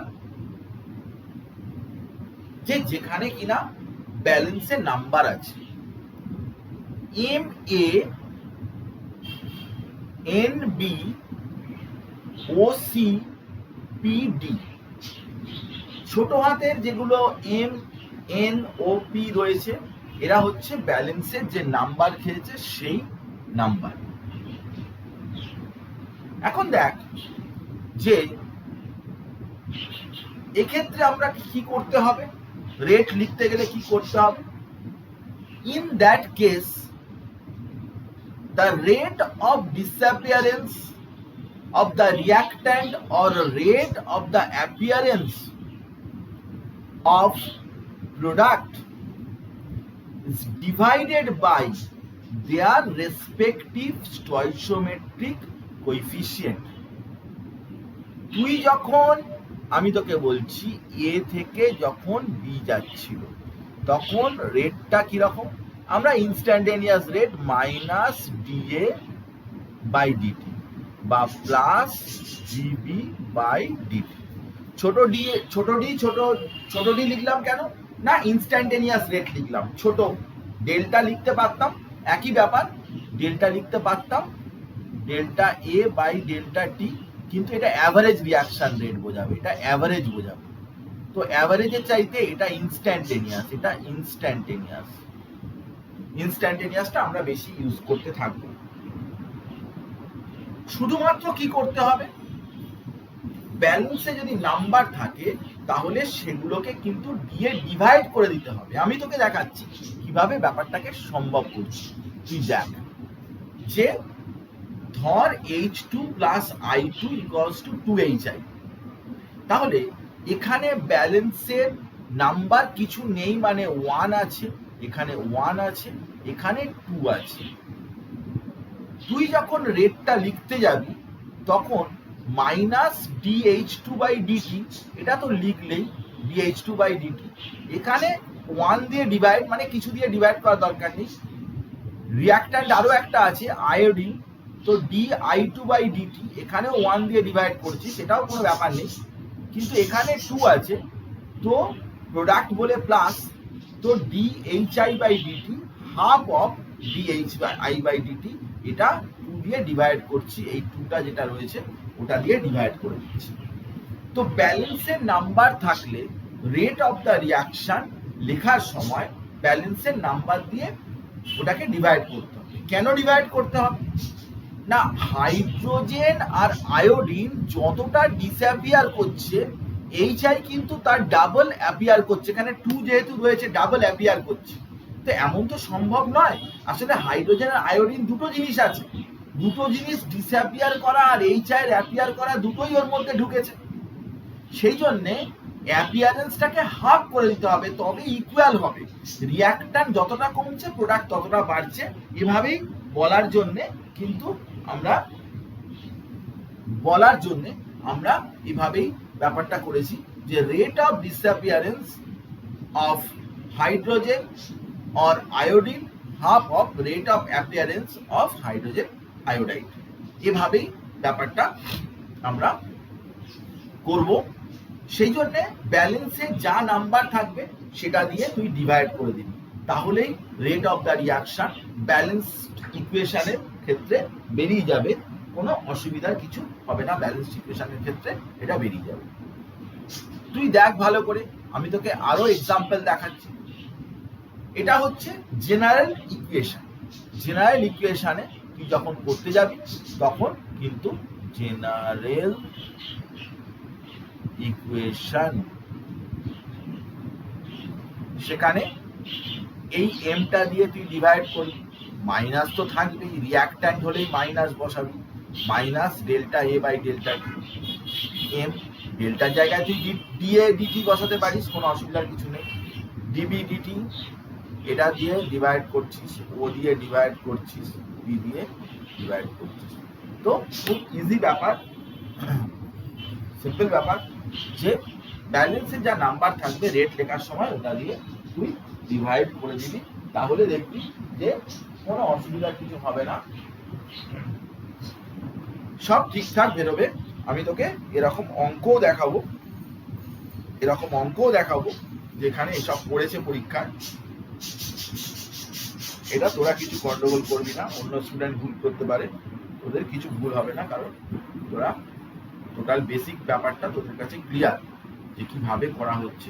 মুখস্থের কোনো ব্যাপারই নয়, তুই বুঝতে বুঝতে চল, তাহলেই ব্যাপারটা ক্লিয়ার হবে। তো রেট অফ রিয়াকশন ব্যালেন্স ইকুয়েশনের ক্ষেত্রে কিভাবে এক্সপ্রেস করে সে কথা আমি তোকে বললাম। তুই একটা প্রশ্ন দেখ, যেটা দিয়েছিল আমাদের বোর্ড এক্সামে, সেটা আমি তোকে দেখাচ্ছি, কোশ্চেন এবং অ্যান্সার সিবিএসসিতে পড়েছিল 2018-তে। সিবিএসসি বোর্ডে এই কোশ্চেনটা দিয়েছিল, তো সেই কোশ্চেনটা একবার আমরা ঝটপট দেখে নেব। কি কোশ্চেন দিয়েছিল, কত ইজি কোশ্চেন দেখ। For the reaction N2O5 4NO2 plus O2, rate of formation of NO2 is 2.8 into 10 to the power minus 3 molarity per second. Calculate the rate of disappearance of N2O5. Rate of formation of NO2 দিয়ে দিয়েছে, rate of disappearance of N2O5 বের করতে বলেছে। তো rate of formation of NO2 যদি তুই বের করিস, তাহলে rate of formation of NO2 সেটা কি হবে না, rate of formation of NO2 সেটা হচ্ছে delta NO2 divide by delta T, যার ভ্যালুটা তোকে দিয়ে দিয়েছে, কত না 2.8 into 10 to the power minus 3। কিন্তু তুই কি জানিস, এই রিয়াকশন থেকে তুই কি জানিস, রিয়াকশন থেকে তুই কি লিখতে পারিস, মাইনাস N2O5 দিয়ে লিখতে minus half of delta N2O5 by delta t equals to 1/4, এখানে 4 আছে, এখানে হাফ আছে, তাহলে 1/4 delta NO2 by delta T. এটা তোর জানা আছে, এটা রেটের এক্সপ্রেশন থেকে এটা তুই বলতে পারিস, তো এটা তোর জানা আছে। এবারে তুই n delta N2 by delta t equals to তো 2.8 into 10 to the power minus 3, তাহলে এই ডেল্টা N2 বাই ডেল্টা টি এর জায়গায় তুই এটা বসিয়ে দিবি, বসিয়ে দিলে কি হবে, এই 4টা এদিকে চলে আসবে, বা এই 2টা এদিকে চলে যাবে, তাহলে দেখ হিসাবটা কি হবে, আমি তোকে দেখিয়ে দিচ্ছি। যে N2O5 এর ডিসঅ্যাপিয়ারেন্সটা যদি করিস, তাহলে 4টা ছিল, এর নিচে একটা 2 ছিল, সেই 2টা এদিকে চলে এলো, আর এইটা তো তোর জানাই আছে, দেয়াই আছে, তাহলে সেখান থেকে N2O5 এর ডিসঅ্যাপিয়ারেন্স বেরিয়ে যাবে। খুবই ইজি ব্যাপার, কিন্তু একটু তোকে চিন্তা ভাবনা করে ব্যাপারটা রিলেশনশিপটা বুঝে করতে হবে। এমনিতে রিলেশনশিপটা যা ছিল সেটাই আছে, তোকে আমি আরেকবার বলছি, তুই ভালো করে দেখে নে, যে তোর NO2 রেট অফ ফরমেশন দেওয়া রয়েছে, মানে delta NO2 by delta T, এটা দেওয়া রয়েছে। কিন্তু রিয়াকশন থেকে তুই কি জানিস, ব্যালেন্স ইকুয়েশন 2 আছে 4 আছে, এটা জানিস। তাহলে N2O5টা যখন বের করতে যাবি, N2O5 বাই ডেল্টা টি, তাহলে এই 2টা এর উপরে চলে যাবে, তাহলে 2/4 into delta NO2 by delta T. তো delta NO2 by delta T এটা তো দেয়াই আছে, 2/4 ইন্টু এই 2.8 into 10 to the power minus 3, এটা করলেই হয়ে যাবে। খুব ইজি ব্যাপার, খুব সিম্পল ব্যাপার, যে rate of formation of NO2 দেওয়া আছে, N2O5 এর ডিসঅ্যাপিয়ারেন্স বের করতে হবে। দেখ 2/4 এই যে 2/4 মানে হাফ ইন্টু এটা, সেরকম ধরনের অঙ্ক দিতে পারে। এটা দেখেছিস যে সিবিএসসি বোর্ডে এই অঙ্কটা দিয়েছে, 2018-তে দিয়েছে। কত সোজা, কিন্তু আমি এই কারণেই একটু কোশ্চেন মাঝখানে দেখাচ্ছি, যাতে করে এটা একটু বুঝতে পারিস যে কোশ্চেনের স্ট্যান্ডার্ডটা কিরকম এবং তোকে কি লেভেলে পড়ানো হচ্ছে। যে লেভেলটা তোকে পড়ানো হচ্ছে সেটা দিয়ে কি তোর বোর্ডের এক্সামে তুই কি করতে পারবি সমস্ত কিছু। আমি যেরকম জয়েন্টে যখন ক্লাস নিই তখন দেখেছি যে নানান রকমের কোশ্চেন দেখাই। আসলে সবসময়তেই একটা জিনিস মনে রাখবি, যে তোর একটা চ্যাপ্টার পড়া হয়ে যাওয়ার পরে তুই যদি দেখিস যে ওই চ্যাপ্টারের থেকে যে কোশ্চেনগুলো আসছে সেই কোশ্চেনগুলো তোর জানা পড়ছে, মানে পড়ার মধ্যেই থাকছে, তাহলে কিন্তু তুই বুঝবি যে হ্যাঁ টিচার ঠিকই পড়াচ্ছে এবং তোর ঠিকই আছে। হ্যাঁ, সামটা আরেকবার বলতে পারি, নিশ্চয়ই বলবো। আমি আমি আমি কি করেছি আমি তোকে আরেকবার বলছি। আমি আমি আরেকবার বলছি, সেটা হচ্ছে যে আমাদের কাছে একটা অঙ্কটা দিয়েছে কিভাবে না, আমি বলছি N2O5 থেকে 2NO2 প্লাস O2 এরকম একটা রিয়াকশন দিয়েছে। 4NO2 plus O2। আচ্ছা, এবারে হচ্ছে এখানে দুটো জিনিস তোকে জানতে হবে, সেটা হচ্ছে রেট অফ ডিসঅ্যাপিয়ারেন্স, কতটা N2O5 কমে যাচ্ছে, তাহলে সেটা delta of N2O5 by delta T. আবার রেট অফ অ্যাপিয়ারেন্স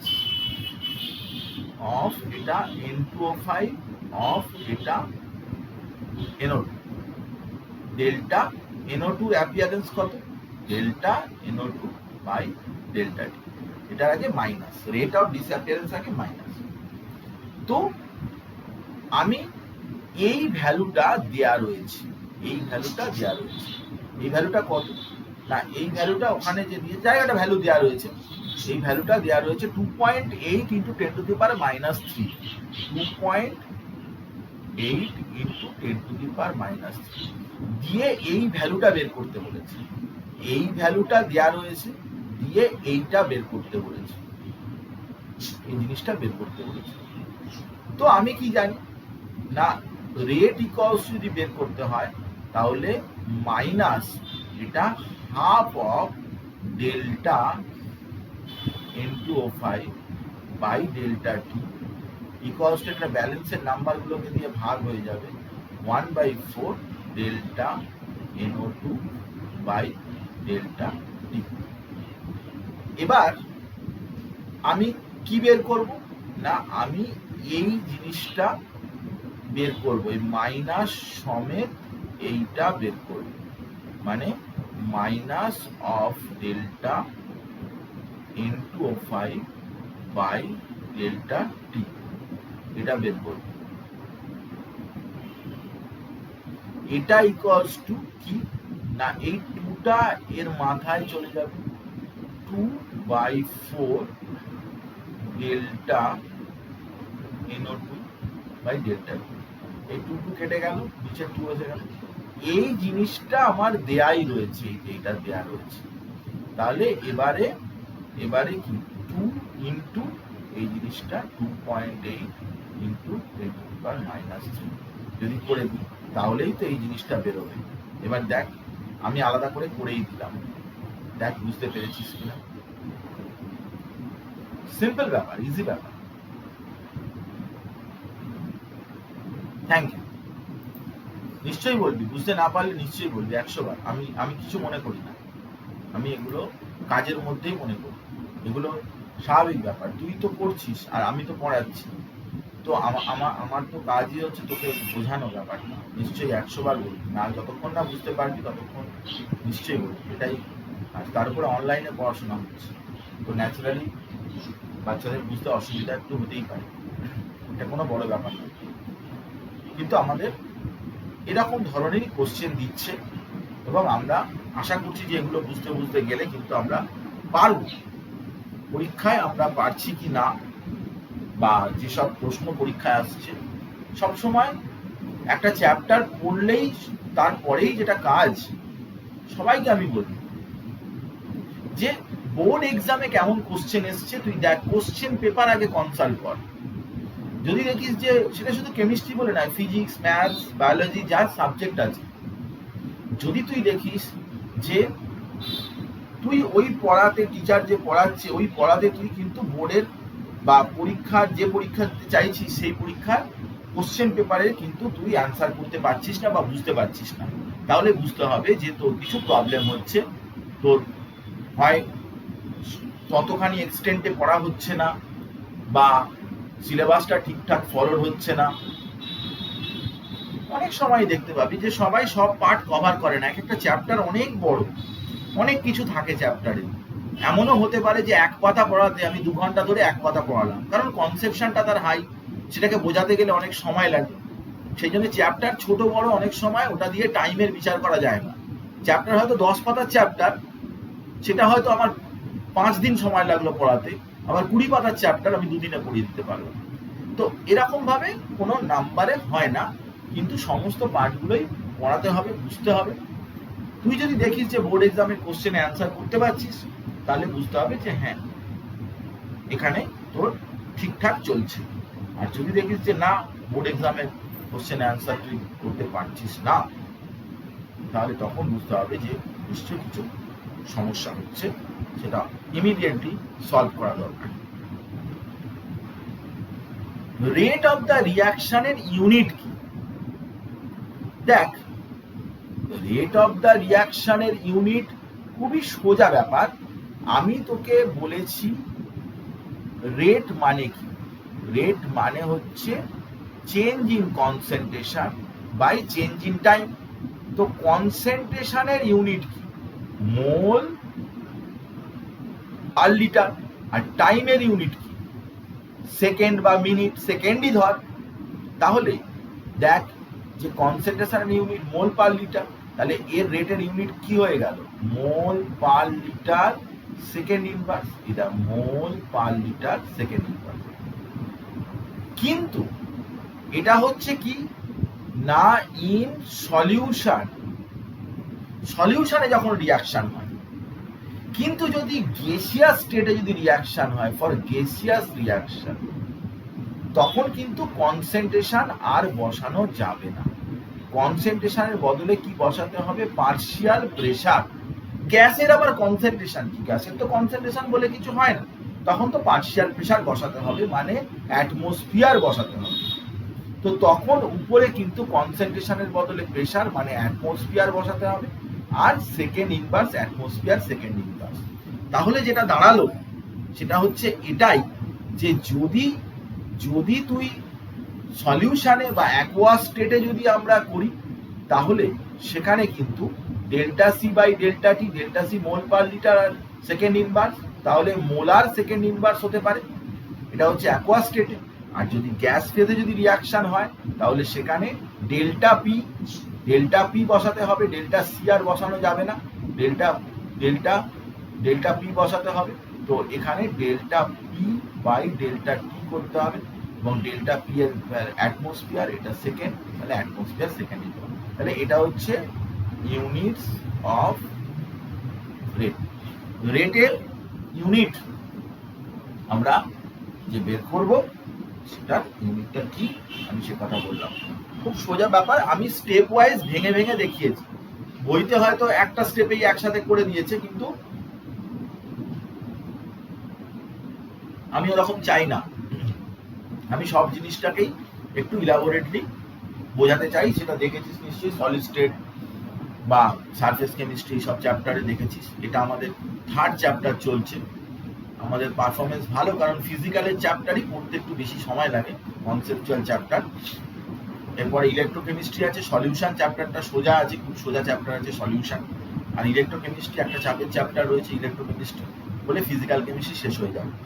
তো তারপরে আমরা আরো অন্য সমস্ত পার্টে চলে যাব, গুরুত্বপূর্ণ বিষয়গুলো নিয়ে আলোচনা করবো। তো দেখ, ইউনিটস অফ রেট আমরা করলাম, অনেক কিছু রেটের কথা বললাম। এবারে চল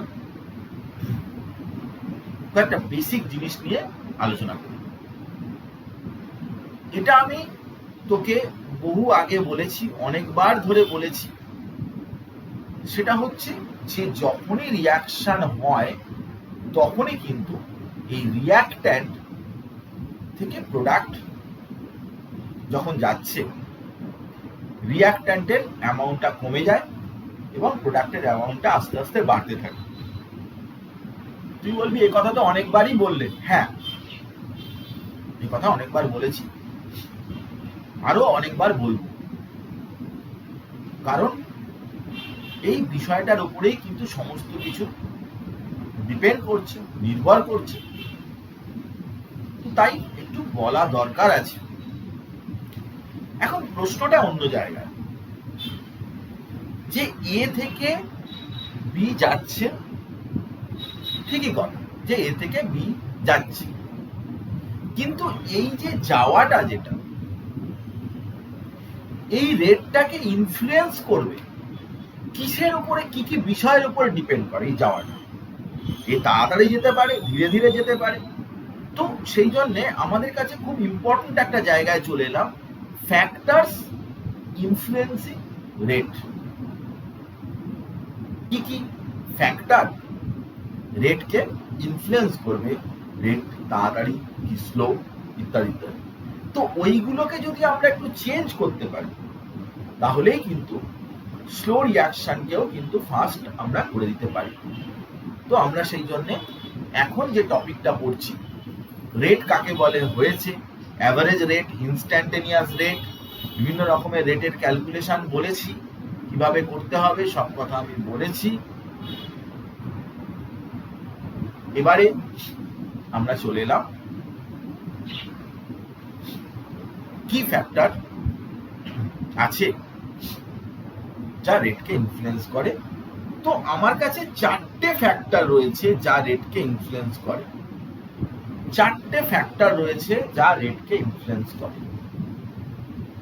কি কি? সিম্পল ব্যাপার, concentration, temperature, nature of the reactant, catalyst. এবারে আমরা এই সমস্ত বিষয়ের মধ্যে ঢুকবো। রেট ল এখনো আমি তোকে বলিনি, আমরা নেক্সট ক্লাসে গিয়ে বলবো। রেটের উপরে ল আছে। তো আমরা যেটা বলতে চাইছি এখন আপাতত, সেটা হচ্ছে এটাই যে রেট অফ দ্য রিয়াকশন, সেটা এই চারটে বিষয় আছে, চারটে ফ্যাক্টর রয়েছে যার উপরে এই rate of the reaction depend করে। তো এই ফ্যাক্টর গুলো নিয়ে কিন্তু আলোচনা করতে হবে। প্রথমে যে ফ্যাক্টরটার কথা আমি তোকে বলবো, সেটা হচ্ছে কনসেন্ট্রেশনের উপরে রিয়াকশনটা কিভাবে ডিপেন্ড করে, রেট কিভাবে ডিপেন্ড করে। আমি তোকে বলছি কনসেন্ট্রেশনের উপরে কিভাবে ডিপেন্ড করে, তুই ফটাকসে অত সহজে বলতে পারবি না। তুই হয়তো জেনারেলি এটুকু বলতে পারিস যে এটা ডাইরেক্টলি প্রপোর্শনাল, কনসেন্ট্রেশন বাড়ালে রেটটাও বাড়বে, কিন্তু পরিষ্কার করে কিছু বলতে পারবি না কতটা কনসেন্ট্রেশন বাড়ালে কতটা রেট বাড়বে, ডিটেলে তুই যেতে পারবি না। তার জন্য দরকার তোকে কি পড়াতে হবে? ইয়েস, তার জন্য রেট ল জানতে হবে। ল তোকে বলে দেবে কনসেন্ট্রেশন কেমন কেমন চেঞ্জ করলে রেটটা কেমন কেমন চেঞ্জ হবে। তো উইদাউট নোয়িং রেট ল না জেনে তুই কিন্তু এই সমস্ত বিষয় ডিটেলে তুই যেতে পারবি না। তো কনসেন্ট্রেশনের ব্যাপারটা আমি তোকে বললাম। দ্বিতীয় কথা, সেকেন্ড পয়েন্ট কি না, টেম্পারেচার। তো টেম্পারেচার বাড়ালে সবসময় রেটটা বাড়ে, এটা নিয়ে অবাক হওয়ার কিছু নেই। Temperature is nothing but A form of energy. তো এনার্জি দিলে আরো বেশি রিয়াকশন করবে, এটাই স্বাভাবিক ব্যাপার। তা না হয় গেল, কিন্তু তুই এটা জেনে কিন্তু তুই এক্স্যাক্টলি বলতে পারবি না যে টেম্পারেচার, কেউ বললো টেম্পারেচার 10 ডিগ্রি বাড়িয়ে দিলাম, তাহলে রেটটা কত টাইমস বাড়বে তুই বলতে পারবি না, তুই পাগল হয়ে যাবি, তুই বলতে পারবি না। তুই শুধু এটুকু বলবি যে টেম্পারেচার বাড়িয়ে দিয়েছে তাহলে রেটটা বাড়বে, কোয়ালিটেটিভলি বলতে পারবি, কিন্তু তার কোয়ান্টিটেটিভ অ্যাসপেক্টটা তুই দেখাতে পারবি না, বলতে পারবি না। তার জন্য কি চাই? Arrhenius equation. তার জন্য তোকে পড়তে হবে আরহেনিয়াস ইকুয়েশন। এটা কিন্তু ডিটেলে পড়তে হবে, একটা বড় ইকুয়েশন আছে, সেই ইকুয়েশন আরহেনিয়াস বলে একজন ভদ্রলোক দিয়েছিলেন, তো সেই ইকুয়েশনটা তোকে পড়তে হবে, তবেই তুই টেম্পারেচার এফেক্টটা ভালোভাবে জানতে পারবি। আর সেই ইকুয়েশনটা আমি তোকে পড়াবো। তো রেট ল না জানলে কনসেন্ট্রেশনের ব্যাপার বোঝা যায় না, আরহেনিয়াস ইকুয়েশন না জানলে টেম্পারেচারের ব্যাপার বোঝা যায় না, জটিলতা আস্তে আস্তে বাড়ছে। কিন্তু ক্যাটালিস্টের ব্যাপার না, nature of the reactant. Nature of the reactant, যারা রিয়াকশনে পার্টিসিপেট করে, ধর এ পার্টিসিপেট করছে একটা রিয়াকশনে, বি পার্টিসিপেট করছে, তো এর বন্ডটা, এই বন্ডটা ধর, এই বন্ডটা কি না স্ট্রং, আর এই বন্ডটা ধর উইক। বিভিন্ন কম্পাউন্ডের মধ্যে যে বন্ড আছে বা মলিকিউলের মধ্যে যে বন্ড আছে, সেই বন্ডটা বিভিন্ন রকমের, কারোর বন্ড স্ট্রং, কারোর বন্ড উইক হবে, স্বাভাবিক ব্যাপার। তো বি এর বন্ডটা যদি উইক হয় তাহলে বি রিয়াক্টস ফাস্টার দ্যান এ, এর চাইতে ফাস্ট রিয়াকশন করবে। আরে বাবা, বি এর বন্ডটা তো ইজিলি ভেঙে যাবে, তো ও সহজে রিয়াকশন করবে, এর চাইতে ও ইজিলি রিয়াকশন করবে, তো বি রিয়াক্টস ফাস্টার দ্যান এ। তো তুমি কি রিয়াক্টর নিচ্ছ? তুমি এ নিচ্ছ না, বি নিচ্ছ না, সি নিচ্ছ, সকলের তো বন্ড একই রকম ভাবে ভাঙবে না। রিয়াকশন মানেই কিছু বন্ড ভাঙবে, কিছু বন্ড গড়বে। Without bond breaking or making reaction হয় না। রিয়াকশন হতে গেলে কিন্তু বন্ড ভাঙতেও হবে, বন্ড তৈরি হতেও হবে, দুটো ব্যাপারই কিন্তু সাইমালটেনিয়াসলি হবে। তো আমরা এই সমস্ত বিষয় যেগুলো, সেগুলো নিয়ে আলোচনা করব, কিন্তু টেম্পারেচার কনসেন্ট্রেশনের ব্যাপারটা প্রথমেই আমরা দেখব। ক্যাটালিস্টের ব্যাপারটা হচ্ছে কি না, ক্যাটালিস্ট কিন্তু একটা রিয়াকশনের মেকানিজমকে চেঞ্জ করে দেয়। সে রিয়াকশনটা স্লো হবে, ফাস্ট হবে, দুরকমই করতে পারে। ক্যাটালিস্টটা দুরকমই করতে পারে, কিন্তু মেকানিজম চেঞ্জ করে দেয়, মানে রিয়াকশন কেমন ভাবে হচ্ছে সেই পাথওয়েটাকেই বদলে দেয়, কিন্তু নিজে কখনো কনজিউমড হয় না, নিজে কখনো রিয়াকশনে ইউজ হয়ে যায় না। রিয়াকশনে প্রেজেন্ট থাকে কিন্তু কখনোই নিজে কনজিউম হয়ে যায় না। তো আমরা যেটা দেখতে পেলাম যে একটা রিয়াকশন, তাতে কি কি ফ্যাক্টর তার রেটটাকে কন্ট্রোল করে। 4টে ফ্যাক্টর রেটটাকে কন্ট্রোল করে: concentration, temperature, nature of the reactant and catalyst. এখন এই সমস্ত ফ্যাক্টরগুলো আমাদের এই সিলেবাসে আস্তে আস্তে বিভিন্ন জায়গা জুড়ে এই ল ট দিয়ে হেনা তেনা দিয়ে এগুলোকে করা আছে। আমি তোকে কয়েকটা কথা আজকে শেষের দিকে একটু বলি। প্রথম হচ্ছে যে আমি তোকে বলেছি যে কনসেন্ট্রেশন চেঞ্জ করলে কেমন ভাবে রিয়াকশনের রেটটা চেঞ্জ হবে, সেটার জন্য কি জানা জরুরি না, রেট ল। এই রেট লটা কিন্তু খুবই মারাত্মক একটা জিনিস। আজকে আমি এখন বলছি, পরের দিনকারও আমি আবারও রেট ল বলবো, কারণ এই জায়গাটা মাথাতে ঢুকে বেরিয়ে যায়। সেই জন্যে আমি জানি বলেই বলছি, এই ব্যাপারটা একটু গোলমেলে, স্টুডেন্টের পয়েন্ট অফ ভিউ থেকে এই জায়গাটা একটু চাপের জায়গা। তো আমরা যে কথাটা বলতে চাইছি সেটা খুবই ইজি ব্যাপার, যে রেট ল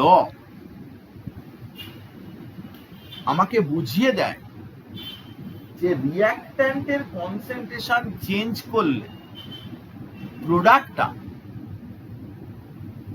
বা রেট অফ দ্য রিঅ্যাকশন কতটা এফেক্টেড হবে, সেটাকেই বলে রেট ল। আমি তোকে যদি এই কথাটা বোঝাবার চেষ্টা করি, তাহলে আমাকে কি করতে হবে, কোন রিঅ্যাকশনে কনসেন্ট্রেশন চেঞ্জ করলে কেমন ভাবে রিঅ্যাকশন রেটটা এফেক্টেড হয়, সেটা রিঅ্যাকশন দেখে কোনোদিন কেউ বলতে পারে না। তুই ধর বললি যে নাইট্রোজেনকে ডাবল করে দিলাম, রিঅ্যাকশন রেটটা কেমন হবে, তুই বলতে পারবি না, ক্রস মারা রয়েছে। তোকে কি করতে হবে, ইয়েস, এক্সপেরিমেন্ট করতে হবে। তোকে এক্সপেরিমেন্ট করতে হবে। এক্সপেরিমেন্ট ছাড়া তুই বলতেই পারবি না যে রিঅ্যাকশন রেটটাকে কিভাবে কনসেন্ট্রেশন কন্ট্রোল করে, তুই বলতে পারবি না, এক্সাক্ট রিলেশনশিপটা তুই বলতে পারবি না। তো সেই জন্যে concentration dependence of rate of the reaction is totally an experimentally determined quantity. Any balanced equation cannot give any sort of information about the rate of the reaction by change in concentration.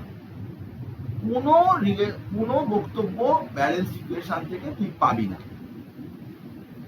তোকে experiment করতে হবে, এক্সপেরিমেন্টের ডেটাগুলো তোকে দেখতে হবে, দেখার পরে তবে তুই বিচার করতে পারবি যে রিঅ্যাকশন রেটের সাথে কেমন ভাবে তার কনসেন্ট্রেশনটা কোরিলেটেড। আমি তোকে একটা কথা বলছি, তুই আমার কথাটা ভালো করে শুন। ধর এখানে আমি একটু ডিটেলে এক্সপেরিমেন্টাল ফ্যাক্ট নিয়ে আলোচনা করেছি, কারণ এক্সপেরিমেন্টাল ব্যাপার, এক্সপেরিমেন্টাল বিষয় নিয়ে আলোচনা করা দরকার। তোর কাছে A B C D, A B reaction করে সি ডি তৈরি করছে, তো কার কত অ্যামাউন্ট আছে না অ্যামাউন্ট আছে অত শত আমি বলতে চাইছি না। আমি শুধু জাস্ট সিম্পল ওয়েতে বলছি যে এ আর বি রিয়াকশন করে সি আর ডি প্রডিউস করছে। এখন বক্তব্যটা হচ্ছে যে এটা ঘটনা যে কনসেন্ট্রেশন যদি তুমি বাড়াও তাহলে রেট অফ দ্য রিয়াকশন বাড়বে, কারণ ডাইরেক্টলি প্রপোর্শনাল। তো তুই ভাববি যে এটা তো সহজেই বোঝা যাচ্ছে, এর জন্য তো এক্সপেরিমেন্ট করার কিছু দরকারই পড়ছে না। না, দরকার পড়ছে না, না দরকার পড়বে। এই যে আমি ডান দিকে লিখলাম, এটাই তোকে মাথা খারাপ করিয়ে দেওয়ার পক্ষে যথেষ্ট।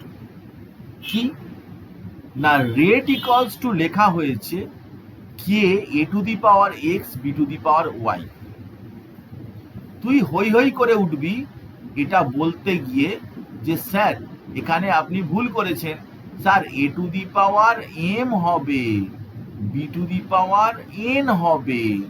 স্যার আপনি এক্স ওয়াই লিখেছেন, স্যার ভুল করেছেন, স্যার এম আর এন হবে। স্যার দেখুন না স্যার, এখানে এম আছে, এখানে এন আছে, আপনি কোথা থেকে এক্স ওয়াইটা পেলেন?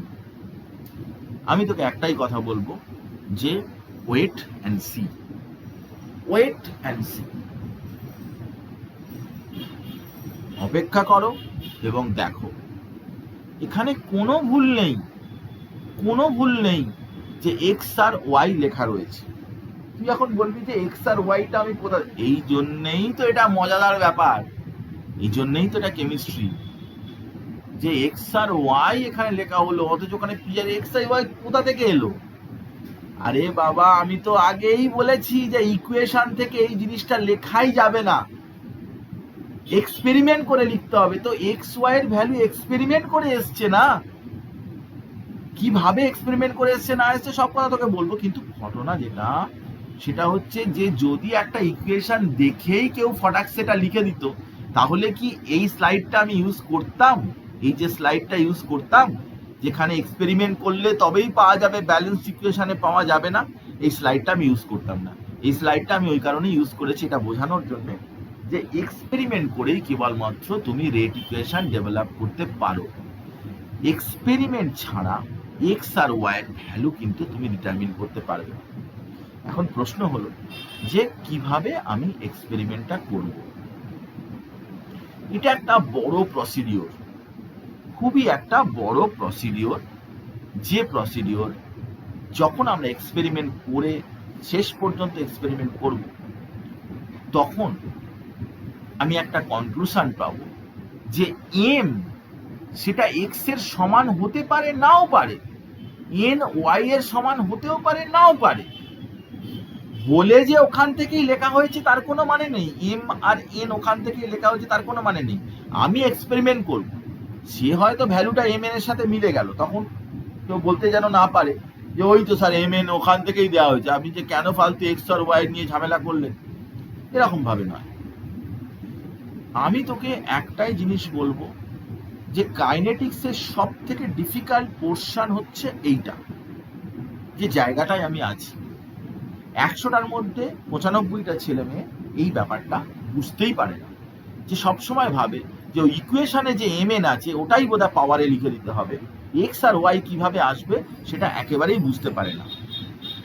তো আমি তোকে পরের দিনকার এই জিনিসটা বোঝাবো, কিন্তু তার জন্যে আমাকে বেশ খানিকটা এক্সপেরিমেন্টাল ফ্যাক্ট নিয়ে এক্সপ্লেন করতে হবে, এক্সপেরিমেন্টাল ফ্যাক্ট নিয়ে বলতে হবে। আজকে এই সময় আর আমার এই পরেই একটা ক্লাস থাকে, তো জানিস নিশ্চয়ই, তো সেই জন্য টাইমটাকে পিছানো হয়েছে শেয়ার জন্য, তো আমার একটু ওভারল্যাপ করে যায়। তো আমরা এই রেট অফ রিয়াকশন এই জায়গাটা থেকে পরের দিনকার আবার আলোচনা করব। খুবই ইন্টারেস্টিং চ্যাপ্টার, অবশ্যই পরের দিনকার ক্লাস জয়েন করবি, এবং এই জায়গাটা থেকে রেট অফ রিয়াকশন, রেট ল, আবার এই জায়গাটা থেকে আমি ফিরে আসবো, ফিরে এসে আবার ক্লাস করাবো। হ্যাঁ, আর একটু পিডিএফ বা ভিডিও দিতে আমার একটু সময় লাগছে। আমার বাড়িতে আমার ওয়াইফ আর কি খুব অসুস্থ, বেড রিটেন হয়ে পড়েছে, সমস্যা হয়েছে আর কি, সেই জন্যে হসপিটাল, নার্সিংহোম এইসব করতে হচ্ছে।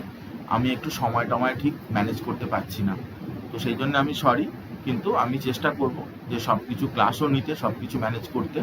কিন্তু বাড়িতে অসুস্থ মানুষ তো রয়েছে, সেই জন্য বাড়ির অন্য কাজকর্মগুলো করতে হয় আমাকে। আর তো কেউ নেই, আমি আর আমার একটা বাচ্চা ছেলে একদমই আর কি, ও ক্লাস 8-এ পড়ে, আর ওর মা অসুস্থ, তো আমাকেই সমস্ত কাজটা দেখতে হচ্ছে। তো সেই জন্য একটু সব কিছু, আর বুঝতেই পারছি যে প্রেজেন্টেশন করা, এইসব তো অনেক সময় লাগে, তো এইসব করতে গিয়ে একটু সময় এদিক সেদিক হয়ে যাচ্ছে। তো তবু আমি চেষ্টা করব সব কিছু ম্যানেজ করার। একটু ওয়েট করিস, আমাকে একটু সময় দিয়ে কিছুদিন আমি একটু ঠিকঠাক হয়ে নিই, তারপরে না হয় সব ঠিকঠাক সময় মতোই সব ঠিকঠাক হবে। ওকে, থ্যাংক ইউ, আজকে এই পর্যন্ত থাকলো, পরের দিনকার আবার দেখা হচ্ছে। ওকে, ঠিক, থ্যাংক ইউ স্যার। ওকে।